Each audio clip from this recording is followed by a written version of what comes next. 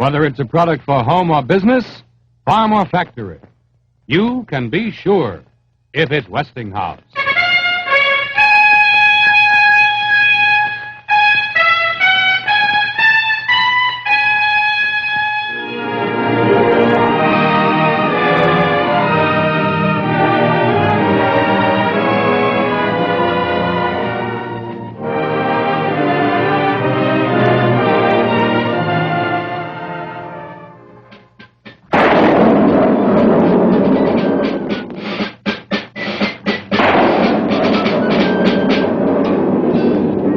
Like lightning, his message had flashed across the land. Like lightning, his voice had stayed tyranny's hand. The creed that he fought for is still our great pride. A man is a king at his own fireside. His name was James Otis. He lived long ago. His name with a message to see that nothing can stand in the way of a land with the will and the heart for liberty.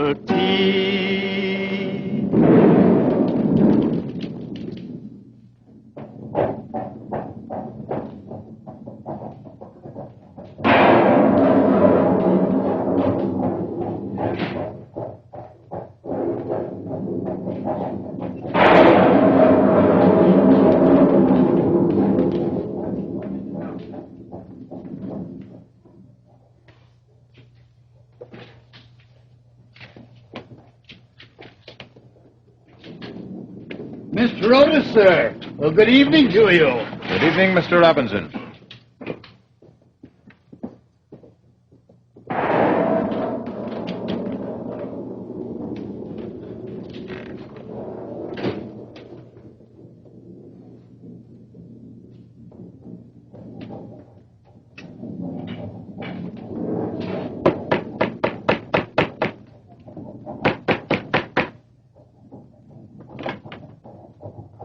Yes? I'm Mr. Robinson, collector of customs for the Crown. We have word, Mr. Emery, that you have certain papers here covering a contraband cargo consigned to you within the last few days. My warehouse is at the foot of Long Wharf, Mr. Robinson. I conduct my business there. I conduct my business in whatever place I find it, Mr. Emery. What do you want? The manifest of the brig Mary Ann, which docked at Salem 2 nights ago. I have been informed on excellent authority that her illegal cargo of molasses and rum was consigned directly to you. That's not true. It is true, Mr. Emery. Now suppose you hand over the manifest, and we'll cause no further unpleasantness. We can argue this matter tomorrow at my warehouse. We will argue this matter now, in your home. Either you will deliver up to me that manifest, or I will rip this place apart till I find it. By what right do you intrude yourselves into my home? By authority of the governor. He has no such authority. You can't come in here without a search warrant.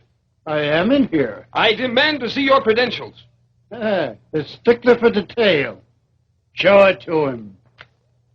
This is not a search warrant. No. It is a writ of assistance. It will do. It will not do. These writs have been outlawed in England for 100 years. This isn't England, Mr. Emery. This is Boston. But by our charter, we're protected under English law. And by English law, these writs of assistance are void. Why, in every English court has declared them in violation of Magna Carta. This is no search warrant. It names no names. Nor does it specifically state the article to be searched for or the premise to be searched. You can't serve a thing like this. There's nothing there. Quite true. Nothing there. You will stop this illegal search this moment, Mr. Robinson. It's up to you to stop, Mr. Emery. Hand me that manifest and we will leave at once. I haven't got it. Please, my good men. Oh. Excellent quality. Only a smuggler could afford them. No, John.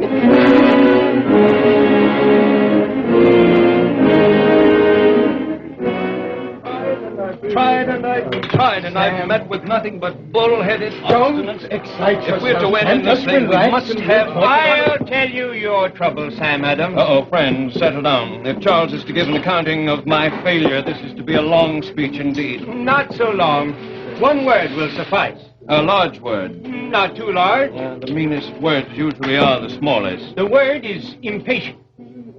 Patient. Well, I do plead guilty to the charge. Well, certainly things are wrong here in Boston, but give them time.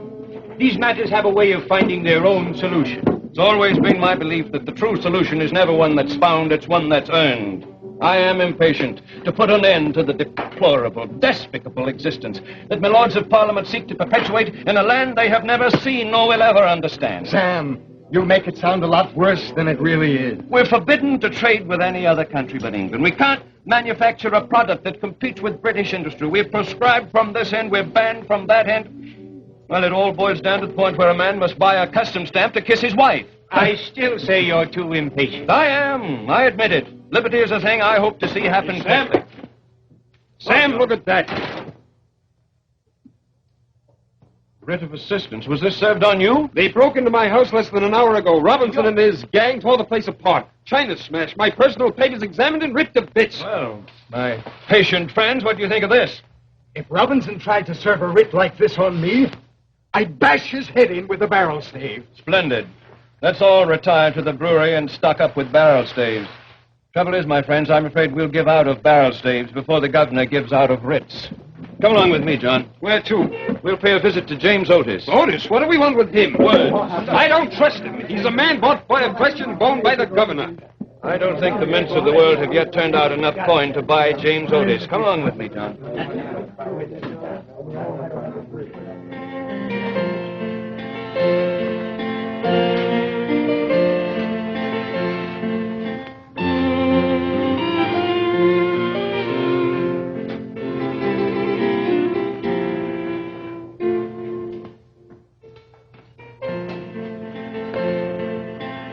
Stand back and let me see how you look.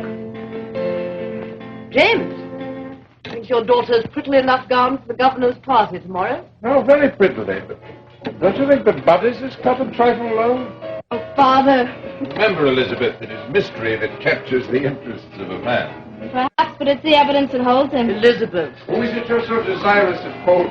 Lieutenant Brown, of course. Of course, he's good-looking and charming, gentle, and... Heir to a title and one of the richest estates in Lancashire. And a lobsterback. Don't you call him that. He is so. He's a lobsterback. A lobsterback. On account of the likes of him, we have to pay heavy taxes, and our ships can't trade with the Indies. And taxation without representation is tyranny, and don't tell me it isn't so, because Aunt Mercy says it is. Mary. Mercy. Everything she hears from Aunt Mercy, she repeats like a parrot. Aunt Mercy is a patron. All right, Mary, that's enough. There's enough discord and dissidence in the streets of Boston. We don't have to track it into our home. I've warned you, James, time and again. Mary's infatuation for your sister will bring us nothing but embarrassment and grief. How do you think it looks to have your daughter, the daughter of the Advocate General of the province, marching about town her head stuffed full of these wild, rebellious ideas? What would you have me do, Ruth? Well, speak to your sister. My sister's opinions, like the movements of the heavenly bodies, are things beyond my power to control. You could forbid Mary to see her. I will see her still. You're all afraid. Afraid to see the truth. Afraid to admit that his high mightiness, the governor, is nothing but a pirate. A tyrant. He'd even go... Oh.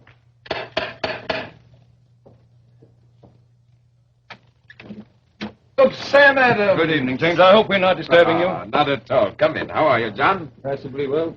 Ruth! You remember John Emery? My daughters, sir. And Sam, of course. Good evening, Ruth. Come along, Elizabeth. I'm very tired. We have intruded, James. Nonsense. Now, business is urgent. Well, come into my study. Mary, will you fetch up some wine? Yes, Well, gentlemen, how can I serve you? You can call off your dogs. My dog? Robinson and that gang of thugs he calls his deputies. What has happened? They practically tore John's house apart this evening. Well, did they have a search warrant? Search warrant, don't be ridiculous. Nothing but a writ of assistance. Who issued this writ? The governor? Not in person. He left that job to Mr. Hutchinson. I see. Breaking into a man's house, insulting his family. And you should have seen your friend Robinson smirking and sneering as though he were ants he could trample on. Robinson is no friend of mine. I know that, James. Thank you. But you are in a position to help us. How? Now, two ways. First, use your influence with Governor Bernard to call in these vicious writs. And if he will not, then the second. Join with us in our fight to have these writs voided in court.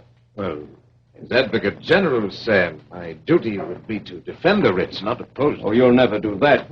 Have no choice. God help the man who has no choice. That's not a fair thing to say, Sam. There's such a thing as the obligations of public office. Well, there is such a thing as the obligation to one's own conscience, too, James. How does your heart lie? With Bernard and Robinson and the viciousness of the administration, or is it with the people of Boston, your own kind? And it doesn't invariably follow that my own kind is always right. I'm not sure they're right in this case. There is a law that prevents the colonies trading directly with the Spice Islands of the West Indies. It's a bad law, I'll admit, but still a law. Now, the merchants seek to subvert the law by subterfuge, smuggling. Bernard seeks to uphold it with the use of force and illegal writs. I say both sides are in error. Except for this. The merchants are protecting their property, their homes. Bernard is protecting nothing except his own pocketbook and the selfish interests of milords of England. Now, this is a time for taking sides, James. None of us are above this fight. We're all in it up to our armpits. We're in it. You're in it. I will speak to the governor. Is that all? Isn't that what you want? Will you help us rid ourselves of these writs? I can't promise that. Not now. Well, we won't take up any more of your time, James. We're on our way, John. Mary, will you show the gentleman out? Yes, Father. Sam, I will do what I can. Splendid. Good night, James. Sam. Good evening. Good evening. She's as pretty as a mother.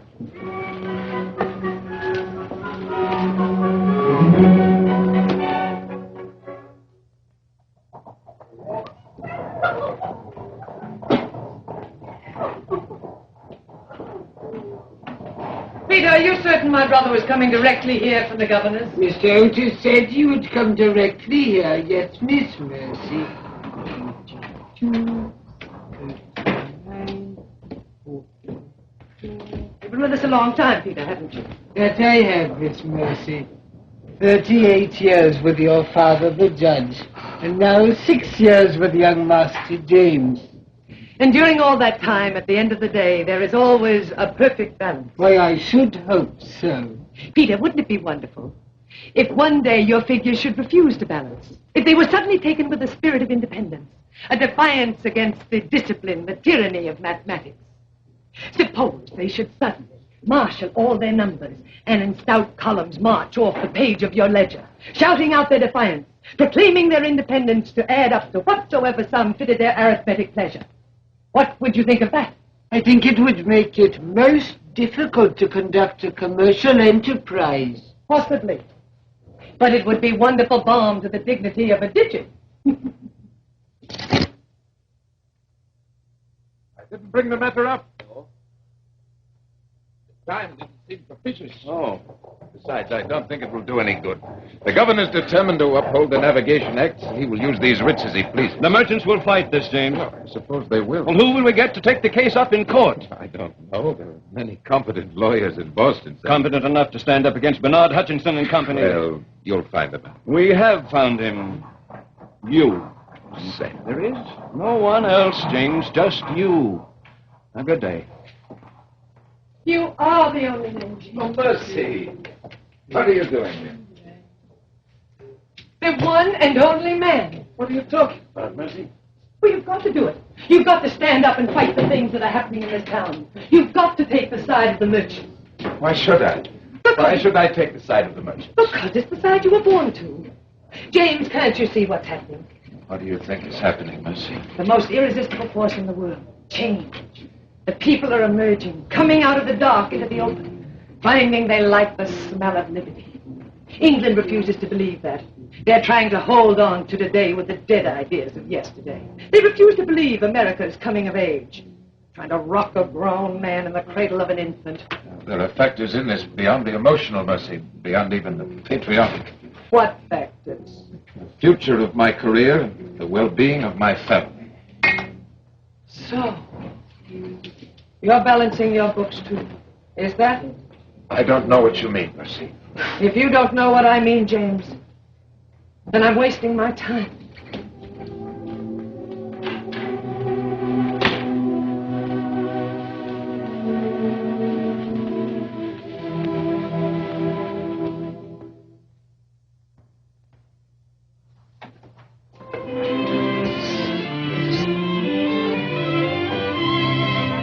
I can't quite understand why all this ruckus about a few shillings tax. Seems a bit ungrateful to me, considering all England's done to save the colonies from the French and Indians. Why the complaints? Why the complaints? I will tell you why, Lieutenant. It is Boston, the nature of the place. And what is Boston? Boston is a town founded on complaint and perpetuated by a race of lawyers who were born with a petition in one hand and a writ in the other. On Judgment Day, I'm sure that the hand of the Lord will be stayed by some infernal litigation still pending in the courts of Boston. Lieutenant Governor, Mr. Hutchinson. Your Excellency, my deepest regrets. Hutchinson, where have you been? You missed an excellent dinner. Oh, that I am sure, sir. With your permission, I wonder if I might have a word in private with Your Excellency for a moment? What? Tear myself away from this congenial company? I should say not. Come, sir, speak your speech. I'm sure that no vital state secrets are involved. As you wish. Madam, I had occasion to stop by the British Coffee House this afternoon, and I overheard a conversation that was so intriguing it kept me sitting there much longer than I'd anticipated. Sir, it seems the merchants of Boston are combining into a conspiracy against Your Excellency. They're always conspiring against me.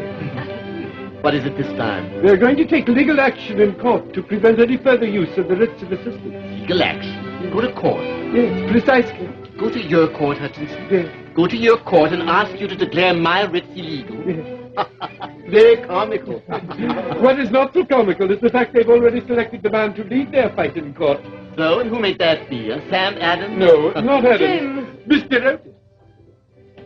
Perhaps you could help us with a little matter. What is it, Mr. Hutchinson? Mr. Otis, it is very disturbing to hear talk in a public place that our distinguished Advocate General purposes to go to court not to defend an action of our governor, but to challenge it. What's this? Mere gossip, Mr. Otis. I hardly think this is the time or the place to discuss this matter. Oh, His Excellency thinks it is the time. And the most congenial place to discuss it. Is it true, Mr. Otis? Well, Otis? It is quite true that I have been approached by a group of citizens who have asked me to consider the matter. What did you tell them? I told them I would consider it. Consider it? I also promised them I would discuss the problem with Your Excellency in the hope you may see your way clear to discontinue the issuance of these writs. How dare you even suggest that I would listen to you? They will cause nothing but mischief, Your Excellency, James, my please. dear. In the face of them, no home is safe from intrusion by any subordinate in the Customs House. This violates one of the fundamental freedoms guaranteed every citizen under English law. You are my Advocate General, sir, and you will defend these writs in court. I say that... I order you to defend them. You order? I do. You overestimate your position, Oh, sir. decide. There is nothing in your commission that gives you the authority to order me to defend an illegal act. You are my Advocate General, sir. I am not your Advocate General. I give you back your precious post. James.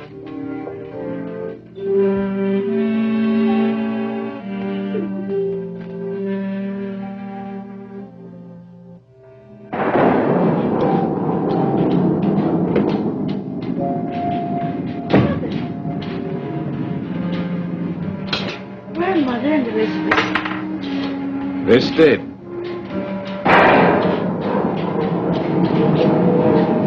Lightning has always fascinated me. Since I was a child. It comes from the heavens like the revelation of truth. Suddenly and with fire. You know, Mary, I'll tell you something. What is it, Father? I've always had a curious feeling that when God Almighty in His providence should take me from time into eternity, it should be by a bolt of lightning. Don't say that. Why not? Makes me shiver. Makes me afraid.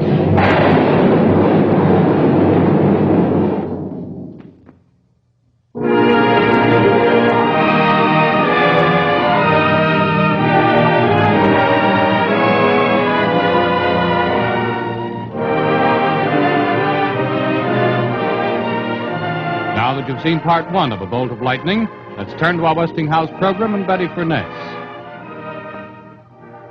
Don't buy till you see these.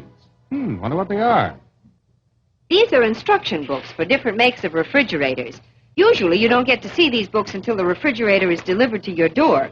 But believe me, you'd save yourself a lot of confusion and really know what you're buying if you'd read that book carefully before you buy.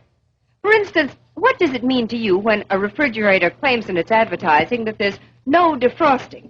Well, I know of 3 different refrigerators that make this claim, and yet the instruction book on the first one says, frost does build up on the freezer, and in preparing to defrost it, the book advises you to remove the frozen foods. Now, is that your idea of no defrosting?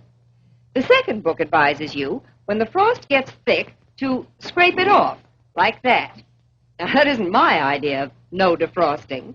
And the third book frankly says that you can speed up defrosting by placing a pan of hot water in the freezer. Obviously, these refrigerators don't mean the same thing that Westinghouse means when it says no defrosting. Here is the Westinghouse Care and Use book, and it says the Westinghouse frost-free refrigerator completely eliminates the disagreeable task of defrosting.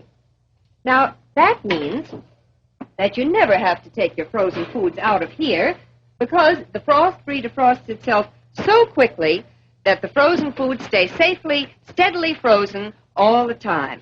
And, of course, you don't have to scrape the frost off here because it never gives the frost a chance to build up. And as for putting pans of hot water in here, well, of course you never have to do that because the frost-free refrigerator is completely automatic. As the Westinghouse Care and Use book says right here, there is nothing for you to do and nothing for you to touch. Now, that's what Westinghouse means by no defrosting. So, if you want the only refrigerator that never needs any kind of defrosting, just look for this magic counter button. It's the sign of the frost-free system. Yes, when you own a Westinghouse frost-free refrigerator, your defrosting chores are gone forever. And I don't mean 1 chore or 2 chores or 3, but I mean every single defrosting chore. So only truly, completely automatic refrigerator. Remember, you can be sure if it's Westinghouse.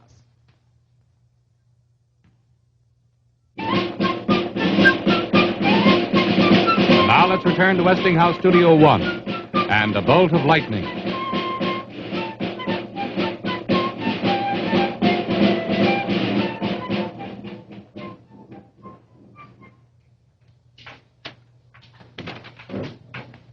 What do you think, Sam?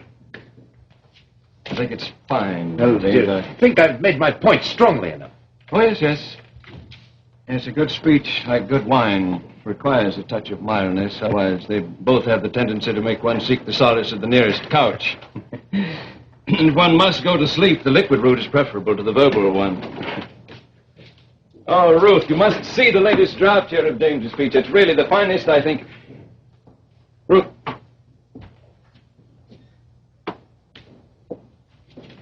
Am I your very special villain, Ruth? Some cold meat on the tray and some milk. Thank you. You haven't eaten all day. Ruth, we've been friends, and very good friends, too, for a long time. Losing that friendship would be a very heartbreaking thing for me. I don't think you have a heart, Sam. I think you're selfish, I think you're dangerous, and I think you're mad. Ruth. No. Let us say it, James. I think what you've done to James in the past few months is despicable. What have I done? What have you done? You've destroyed him. Boo! You have destroyed him. His career's as good as ended. But there isn't a respectable client in Boston who'd retain him again. We've managed so far, Ruth. Managed to dig our way deeper and deeper into debt. Where will we end, James? In a rookery down by Long Wharf? I live by the docks and I like it. Then stay by the docks with the scum and rabble of the waterfront.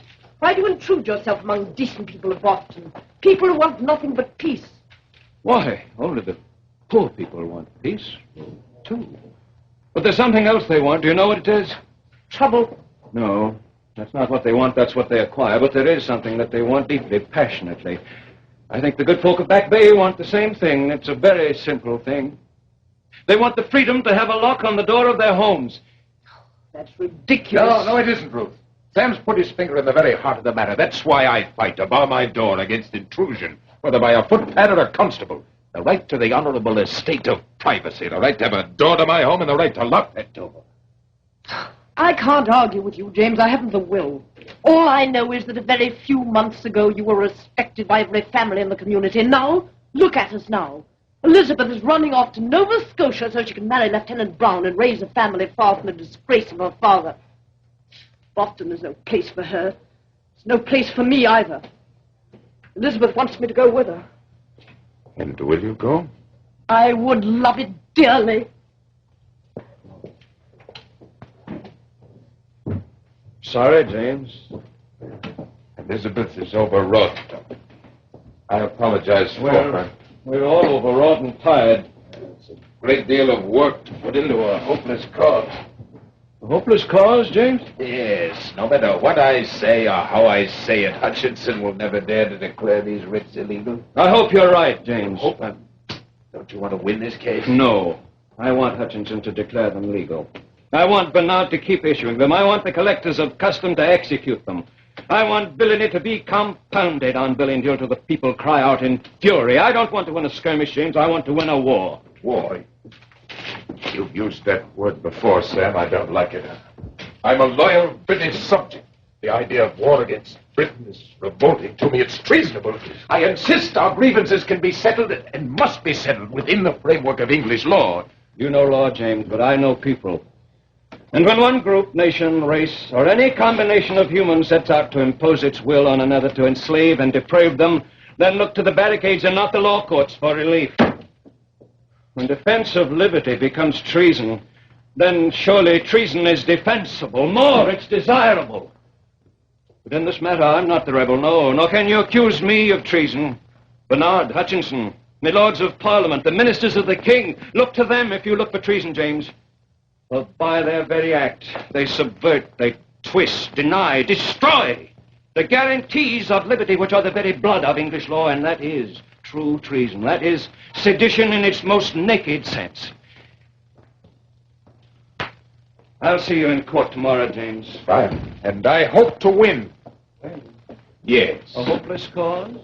Yes, sir. Well, I've only one other thing to say to you, James. What is that, sir? Stand firm. Against all the forces that will try to drain from you your will to struggle, you stand firm.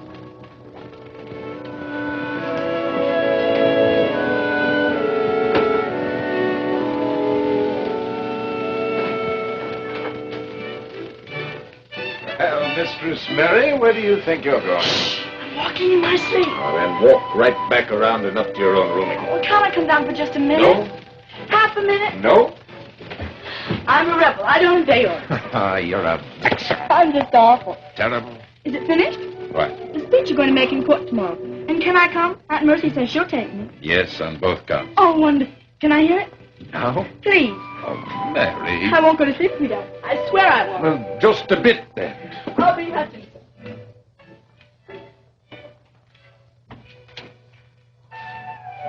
Order in the court!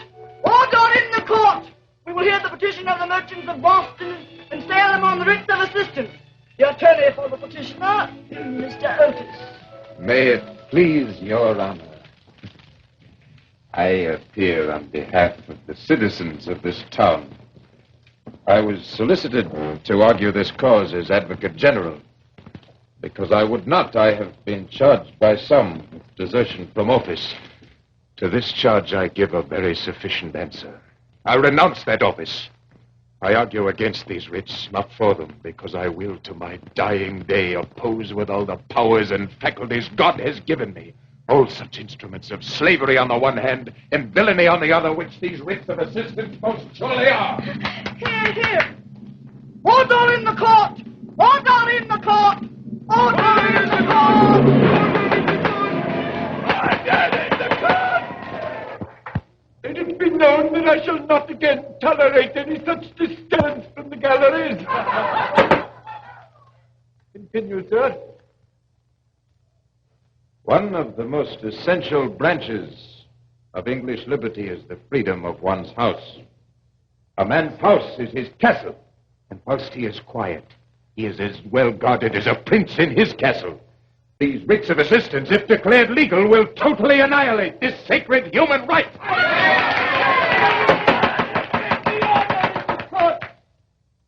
We'll have order. With these writs, Customs House officers may enter our houses as they please. We are commanded to permit their entry. Their menial servants may enter. They break locks, bars, everything in their way. And whether they break through malice or revenge, no man, no court can inquire. There is a law written in men's hearts before parliaments were dreamed of. A man's right to his home is derived from nature and the author of nature, and is inherent, inalienable, and indefeasible by any laws, pacts, contracts, covenants, or stipulations which man can devise. In his house, man is an independent sovereign. The club he snaps from a tree, for a staff or for defense, is his own. His bow and arrow is his own. If by a pebble he has killed a partridge or a squirrel, it is his own right. The right to property. To maintain and defend that property is beyond question, and beyond the means of any officer of government to deny. Most honored sir, the security of life, liberty, and property, which surely includes one's dwelling, has been the object of all struggles against arbitrary power, civil or political, temporal or spiritual, military or ecclesiastical, in every age. Listen to me, sir, and hear this. If the King of Great Britain in person were encamped on Boston Common at the head of 20,000 men, with all his navy on our coast, he would still be unable to execute these writs. The people, sir, they will resist. They will resist!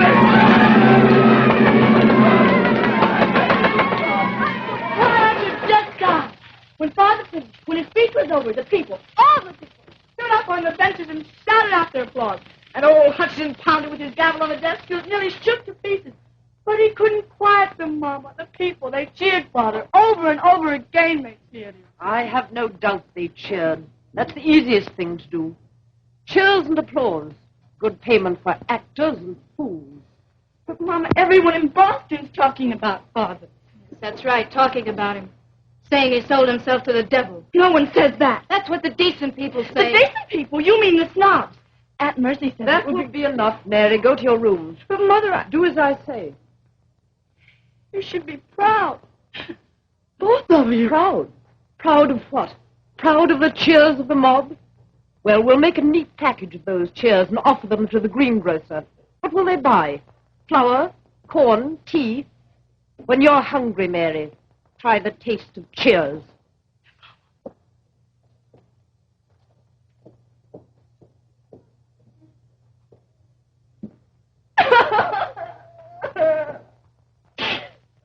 You bungled it. You failed me completely. Well, I really don't think that's being quite fair of Your Excellency. I don't give anything whether you think or don't think. You bungled it. You allowed Hutchison to get up, Otis to get up, and to perform in front of a court as I've never seen anyone behave in a court of law. Well, what do you want me to do? Shut him up! I tried, but I couldn't. Obviously. Well, I can see that I'll have to undertake this little thing by myself. I'm sorry. Let me go. But do you hear? Go at once.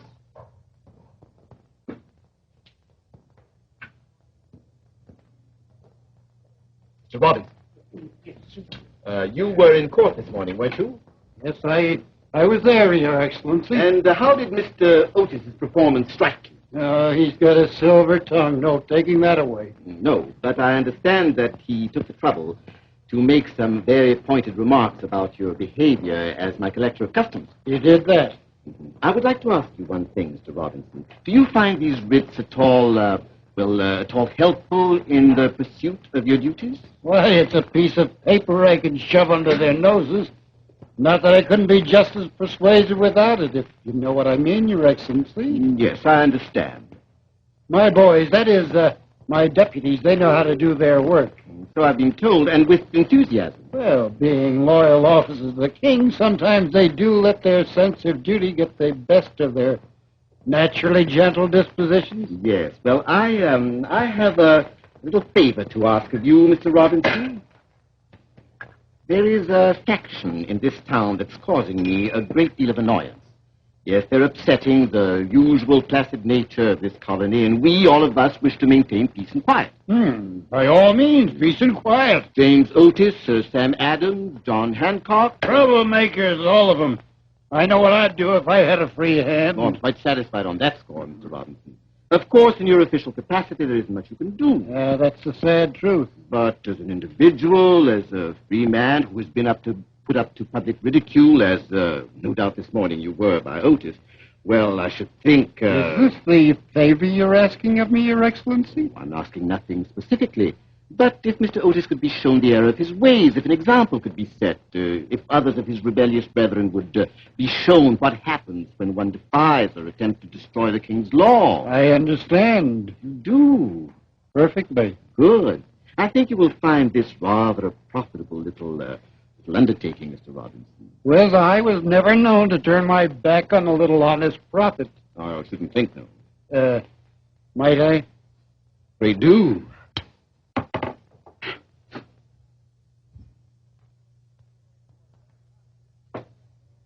Great word. Too bad they don't have words. You're an inspiration. Well, James, you're the man of the hour. This time tomorrow, the Sons of Liberty will be distributing copies of your speech in every corner of the country. Charleston, Richmond, Philadelphia, New York. I can hear them take up the cry. The people, sir, they will resist. It will become a rallying call. It will sweep across the country with the fire of a lightning bolt. I must go, Sam. No, stay. No, I have to go home. Why? Elizabeth is leaving on the night packet for Nova Scotia. Oh. Ruth is going with her. I'm sorry, James. I had my fair warning. She gave me my choice this morning before I went to court. Throw up the case, she would remain in Boston. Go on with it, she would leave with Elizabeth. You didn't mean it, James. I know Ruth.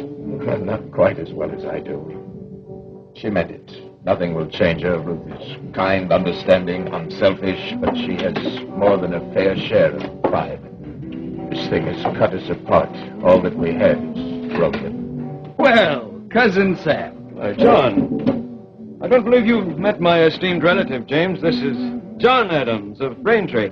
John, this is James Otis. Pleasant meeting you, sir. It's an honor to meet you, Mr. Otis. I was in the courtroom today. I heard your magnificent speech. It was a speech that breathed into this nation the very breath of life. Well, it's nice of you to say so. Robinson, what the devil does he want here? I've been looking for you, Otis. Have you? I've got something to say. Well, say it then. You're a sneaking, lying, contemptible rebel, Otis. A liar and a slanderer. I've slandered no one. You slandered me and my men. Good, loyal officers of the king. You said they broke locks, called us menial servants. Well, I'll not let you get away with that. I have no wish to enter into a public brawl with you, Robinson. I'm not interested in your wishes, Mr. Otis. I'm calling you a lying, contemptible troublemaker. And it's time you learnt your lesson. And the rest of you that are huddled around here, plotting treason, it's time you learnt your lesson, too. You've a slick tongue, Mr. Otis. Maybe this will help you to keep it quiet. Stop them! Don't let them get away! Never mind them, John. Get a doctor, quickly. Quickly.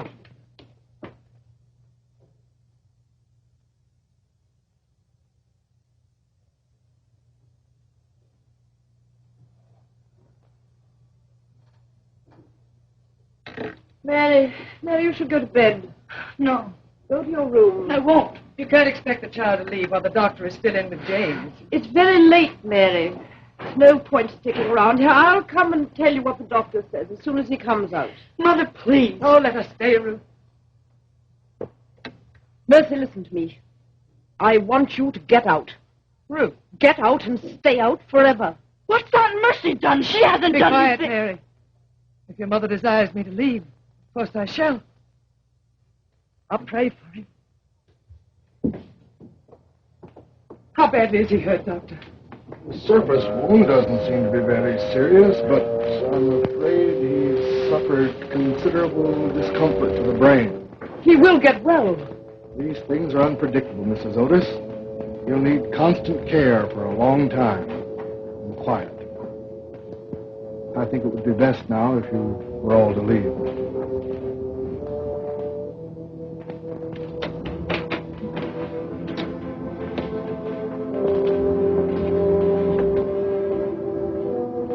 Anything you want or need, Ruth, whatever I can do.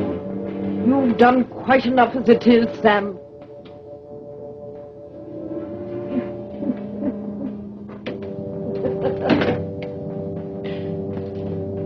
Can we see him, Doctor? For a little while, yeah.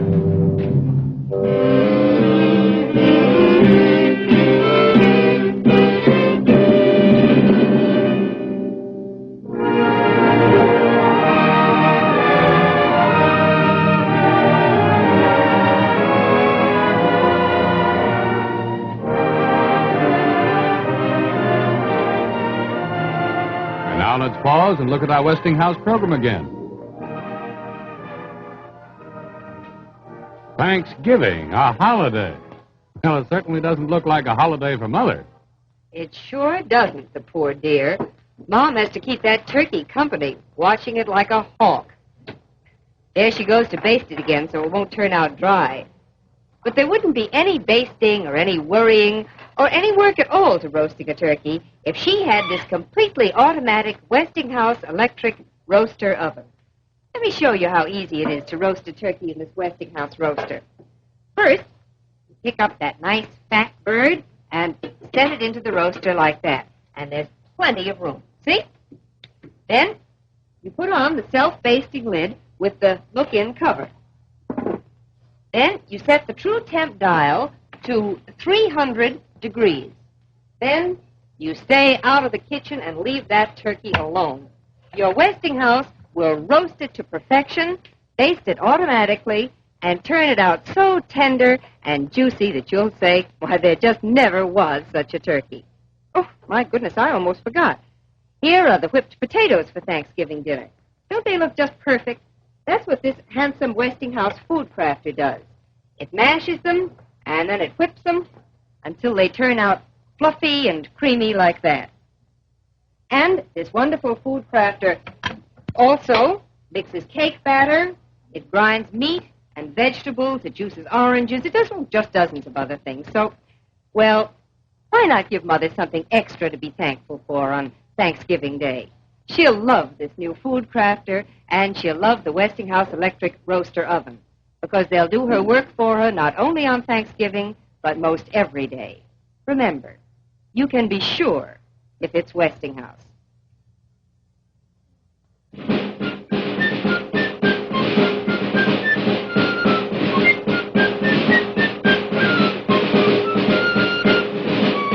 return now to Westinghouse Studio 1 and a bolt of lightning.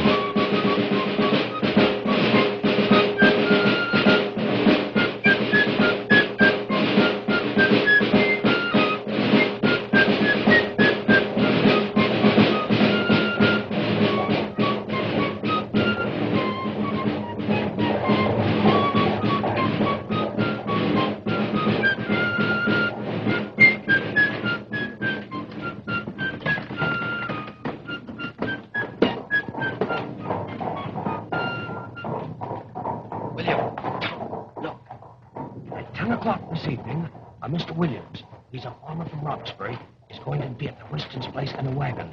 Have some men there to load the cannon. I'll do that, but do you think you'll be able to get smuggled by the redcoat picket? We'll have no trouble getting it by this time. False papers? Manure. And fresh and tangy it'll be. A wagon load.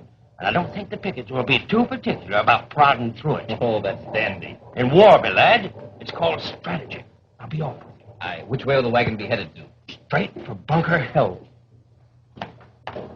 William Woolley, have you lost all your sense of manners? You might at least doff your cap to an old acquaintance. Sorry, ma'am. Don't mumble. Sorry, ma'am. That's better. Why aren't you with the troops? Well, ma'am. Speak up.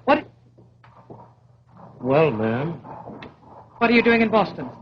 If you must know, I'm here to do a bit of spying. Spying? What do you men know of spying? Why, one woman behind a lace curtain can find out more in an hour than a dozen men could in a week of snooping. Now, what is it you want to know? Well, ma'am. Speak up, William. I'm a trifle deaf. You know that. Colonel Prescott. is hankering to know the disposition of the British troops. Oh, that. General Gage has 4 regiments camped on the Common. This morning he moved the 1st Highlanders and the Royal Dragoon up Common Street to Lynn. General Howe has 3,000 troops aboard the fleet, and they'll be landing tomorrow morning at Charlestown Dock. Is that what you want to know? Yes, ma'am. Now, about the fleet. The main section is anchored off Royal Battery. But 2 men of war and 3 sloops are at Hudson Point. Yes, sir. Now get you back to Colonel Prescott and tell him Mercy Warren says for him not to waste his soldiers on snooping. Leave that to the women. We're practiced hands at the yard. Yes, sir. Goodbye.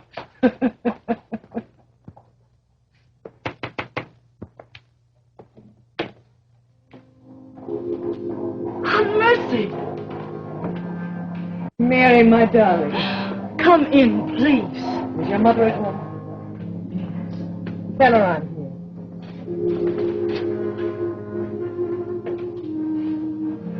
Mother, Aunt Mercy's here.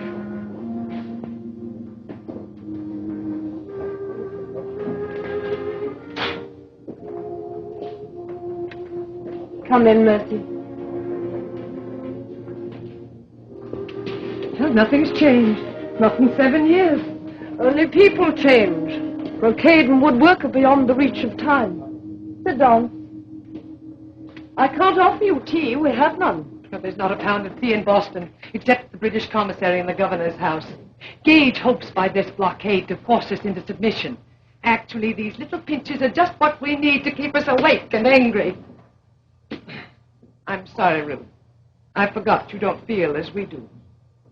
I have an island here, Mercy. An island of solitude I've built for myself. I've put up a barricade of silence. I know nothing of what goes on outside that door. My husband once told me that he fought to maintain the highest state of privacy. I see to it that this battle, at least, he's won. How is James? How is James? Father's mind is almost completely gone, Aunt Mercy. But up until a little time ago, he seemed almost to be getting well. He'd be fine for days. Write letters to Franklin, to Patrick Henry. He even planned to attend the General Assembly. But then the shadow came down again. And now he just sits there by his window, never moving, never saying a word. Ruth, you must take him away from here. Take him away? There's plenty of room in the house at Barnstable. Why should we go there? There'll soon be fighting in Boston. It won't be safe. He may be hurt. Possibly. But he's beyond further hurt, Mercy. Don't you understand that? He lives in a world where nothing exists, not even pain. Well, then think of yourself and Mary. Mary can go, of course, if she likes. I shall stay here. I like my little island, Mercy. And for the little longer that it matters, I'll stay upon it. Ruth, may I come again? Of course. Come often if you like.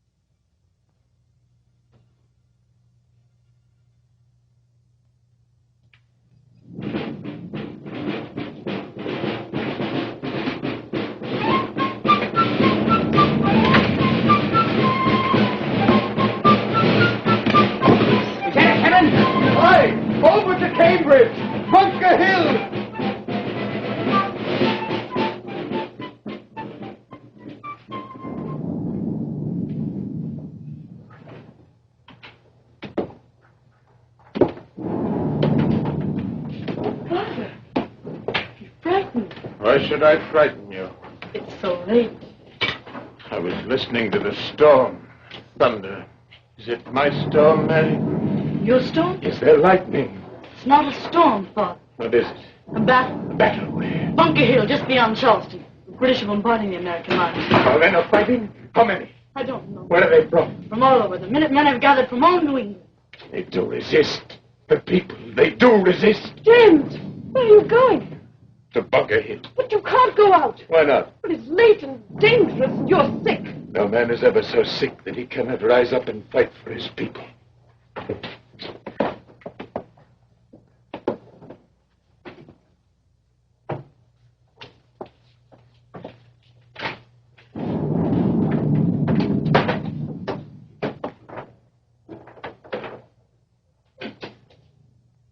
Reckon they'll be coming back again.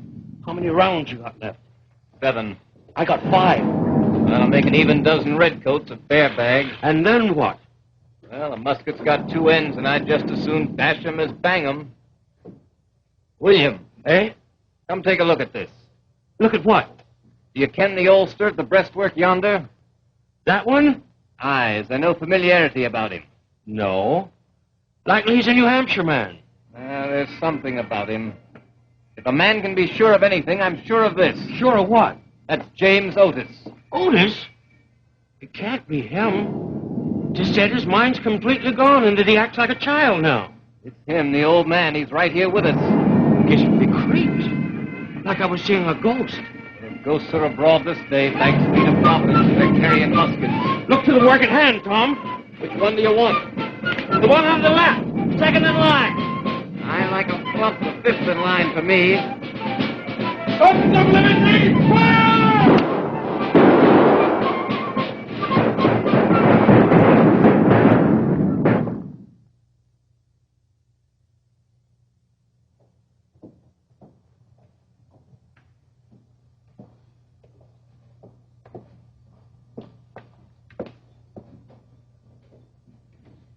The fighting stopped. Just begun. A man passing by told me that our men fought wonderfully well. 3 times the British tried to take our position. 3 times they failed. Only when our ammunition was spent did our lines retreat. Did he say anything of your father? Had he seen him? He saw nothing of father. Is he dead on that hill, Mary? No. If he were, it would be an end to his torment. It would be good. Mother, it would be good. I want it. God help me, I want it. I pray for it.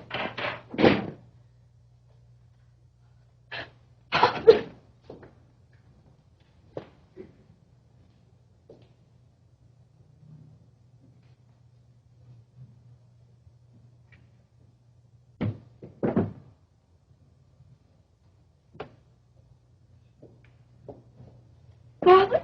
It was a fine beginning, Mary. A fine first page.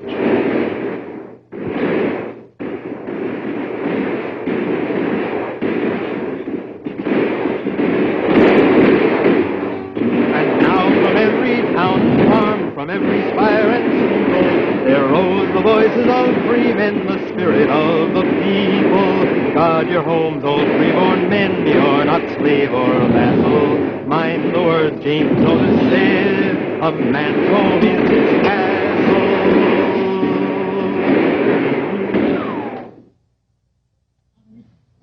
Paris, September 1783. Latest intelligence from the French capital reports that the peace negotiations are proceeding at an urgent pace. It is expected that a treaty of peace will be signed at any moment, granting full and complete independence to the former British colonies in America. Leave the windows open, Mary. It's starting to rain. I know. I've been watching the storm gather its force. The clouds hunching up in the horizon like sails fat with wind. The lightning in the distance coming closer. Mary, do you remember what I said to you once long ago about the lightning? Yes. It made me shiver. Why should it make you shiver? What is lightning but a bond of fire binding heaven to earth? It always frightened me. It shouldn't. If the rain should come in, would you close the shutters? I will. Be sure. I promise.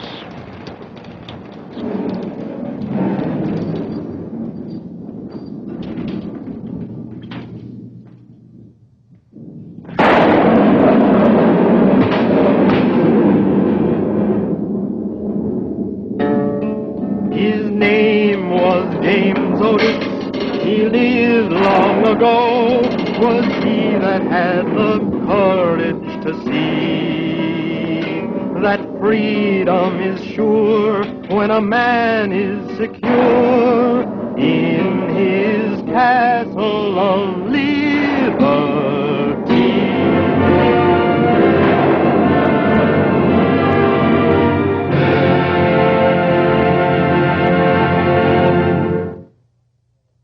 This is Paul Brinson. We'd like you to meet Mr. Thomas E.G. Paradine, National Vice Commander of the American Legion, and Mr. John H. Ashbaugh, Vice President of Westinghouse. Mr. Ashbaugh, this month, November, is Americanism Appreciation Month. The American Legion and its auxiliary are doubling their efforts to remind us that the American way is the good way, and that each one of us has a personal responsibility to see that we keep it that way. I think that tonight's Studio One show of the story of James Otis has made many of us pause to reconsider the blessings of freedom that we enjoy. And so I would like to say on behalf of the Americanism Commission of the American Legion that we salute Westinghouse for this and for the many other splendid examples of Americanism you've given us. Thank you, Commander Paradine. On behalf of all of us at Westinghouse, we appreciate this tribute by your 3 million American Legionnaires. And I assure you that we will always support the American way of life. Our sincere thanks to you, the Legion. And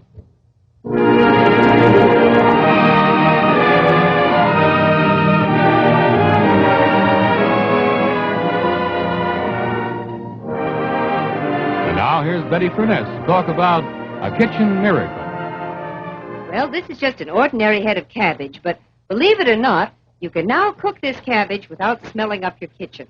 Your guests won't even know you had cabbage for dinner.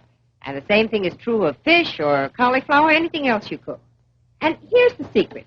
It's this wonderful new little bulb that Westinghouse has developed. It's called the Odor Out, and it's another Westinghouse first. This Westinghouse Odor Out bulb destroys unpleasant odor. Now, I don't mean that it substitutes a pleasing odor for an unpleasing one. It gets rid of the odor.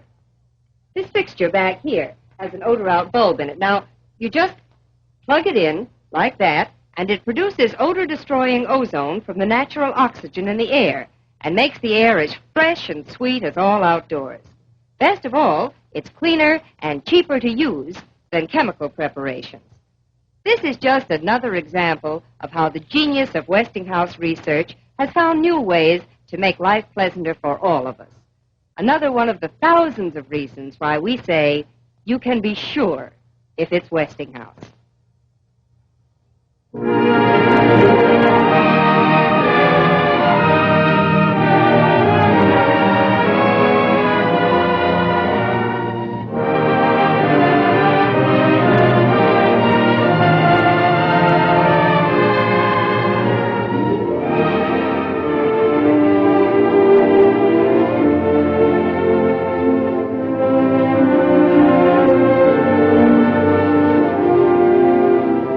Mr. Heston appeared tonight through the courtesy of Hal Wallace.